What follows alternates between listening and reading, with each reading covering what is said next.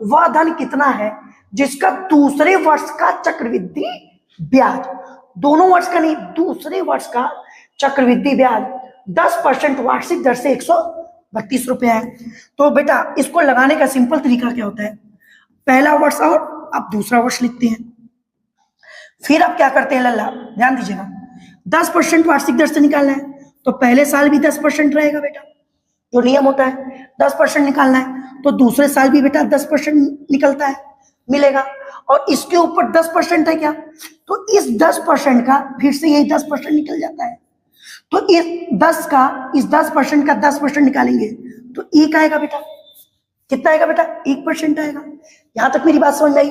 तो बेटा यहां पर आप दूसरे वर्ष का ब्याज देखेंगे तो 11% है, और किताब में कह रहा है दूसरे वर्ष का ब्याज कितना है बेटा, 132 रुपया है बेटा। इसका ये कितना गुना है सर, 12 गुना है। कितना गुना है, 12 गुना। 11 कम 11 2 बचा, 11 दूना 22। तो बेटा पूछ क्या रहा है, वह धन कितना है, तो बेटा वह धन कितना है, आप 100% धन होता है तो 100 का अगर हम 12 गुना करेंगे लल्ला, तो अगर आप 100 का 12 गुना करेंगे तो आपका आंसर निकल कर आएगा बेटा 1200 रुपया। कितना आएगा, 1200 रुपया।